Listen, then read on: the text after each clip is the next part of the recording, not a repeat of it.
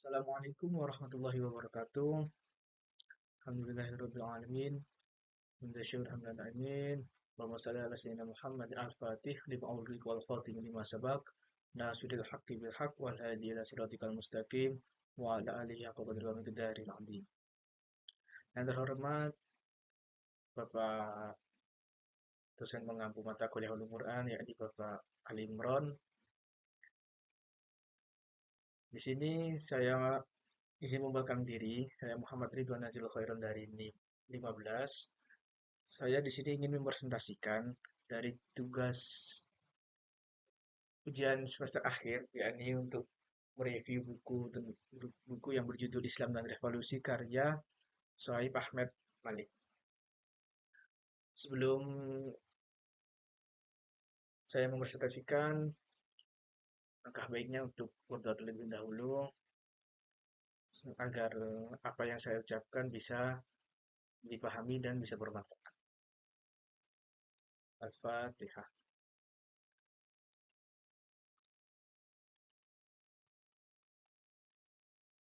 Baiklah, langsung saja. Di sini saya ingin mempresentasikan hasil dari review saya terhadap buku Islam dan Revolusi karya Dr. Sohaib Ahmad Malik. Di sini Dr. Sohaib Ahmad Malik adalah seorang saintis di bidang teknik kimia yang banting setir dan mendalami teologi dan filsafat, baik secara tradisional maupun akademik. Hal ini jelas terbukti selepas menamatkan jenjang pendidikan doktoralnya dalam bidang teknik kimia di Universitas Nottingham. Ia mengambil pendidikan master dalam bidang sains dan agama di Universitas Edinburgh.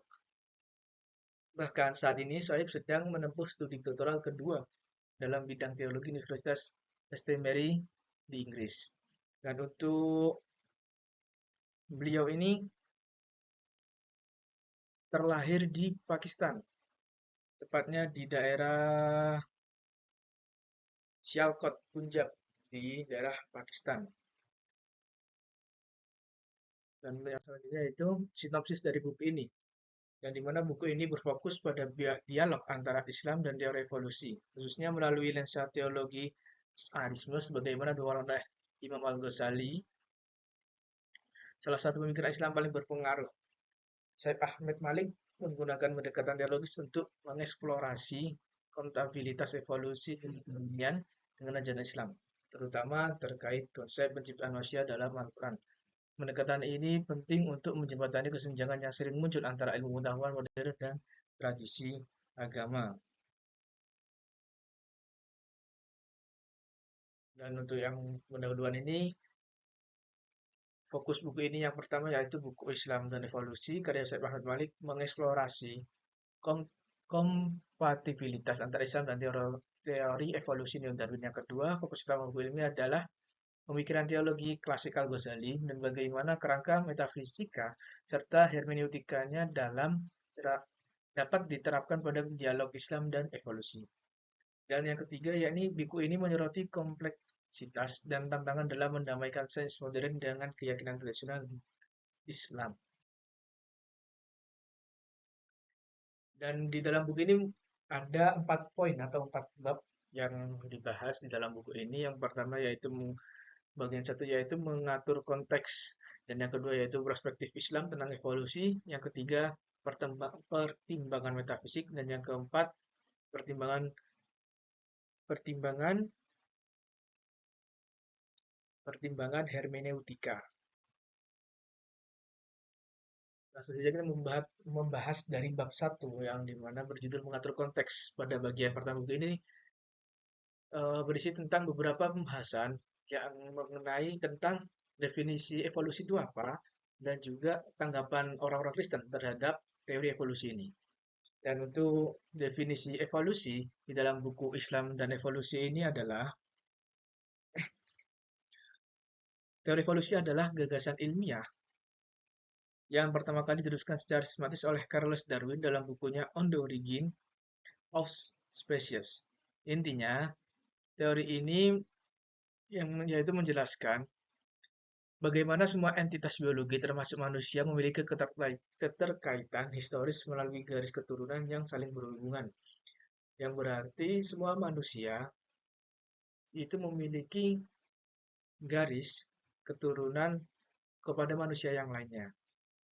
Dan untuk bukti-bukti evolusi di sini ada banyak, termasuk fosil, biologi molekular, anatomi komparatif, distribusi geografis. Yang selanjutnya yaitu tanggapan Kristen terhadap evolusi. Dan di sini tanggapan orang-orang sini terhadap evolusi menjadi 4 respon yang mempunyai pendapat yang berbeda, yakni dari kalangan YEC, OEC, dan lain-lain. Dan di sini eh, kelompok Kristen menerima teori evolusi dengan menggabungkannya ke dalam kepercayaan mereka. Misalnya, melalui pandangan theistic evolution yang mengakui evolusi sebagai mekanisme yang digunakan Tuhan untuk menciptakan kehidupan. Sebaliknya, kelompok yang lebih konservatif seperti penganut Young Earth Creationism yaitu YEC menolak teori evolusi karena dianggap bertentangan dengan interpretasi literal Alkitab, terutama kisah penciptaan dalam Kejadian. Yang menurut bab kedua yaitu Islam dalam perspektif Islam tentang evolusi. Jadi yang pertama itu kitab suci dan relasi penciptaan. Al-Quran dan hadis secara tradisional menggambarkan penciptaan Adam sebagai manusia pertama yang diciptakan tanpa orang tua biologis. Jadi kalau di kitab suci Al-Quran dan beberapa hadis itu diterangkan manusia pertama yaitu Nabi Adam yang dimana itu diciptakannya tanpa adanya hubungan biologis. Jadi menurut di Al-Quran itu Nabi Adam diciptakan dari tanah langsung dari Allah dan kemudian dikasih nyawa. Yang kedua, posisi umat muslim terhadap evolusi. Yang ketiga, salah paham tentang evolusi dalam Islam, yang dimana banyak orang Islam yang salah paham tentang evolusi dalam Islam. Dan untuk yang ketiga yaitu pertimbangan metafisik.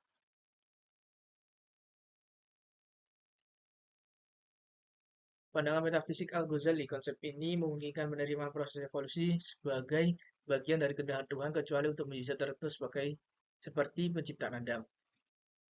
Yang dimana menurut pandangan metafisik Al-Ghazali ini, konsep ini proses evolusi yaitu atas kehendak Tuhan, kecuali untuk mujizat tertentu seperti penciptaan Adam, penciptaan Siti Hawa.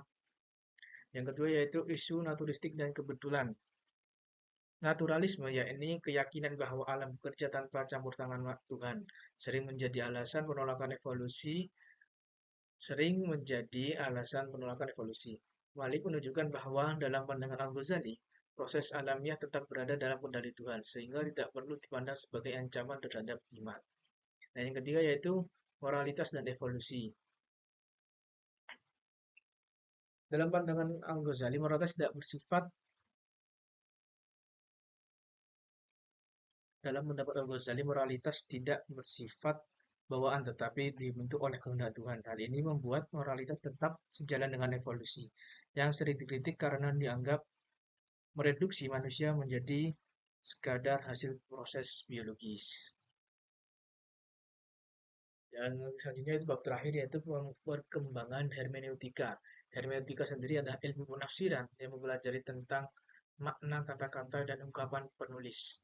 Hermeneutika juga dapat diartikan sebagai seni pemahaman atau proses mengubah ketidaktahuan menjadi pemahaman. Yang pertama yaitu metode penafsiran Al-Ghazali, di mana Imam Al-Ghazali ini menekankan pentingnya membedakan antara pembacaan literal dan kiasan dalam teks suci. Maksudnya, pendekatan yang seimbang antara akal dan wahyu serta mempertimbangkan konteks literal dan kiasan dari teks-teks agama. Dan yang selanjutnya evaluasi hermeneutika evolusi.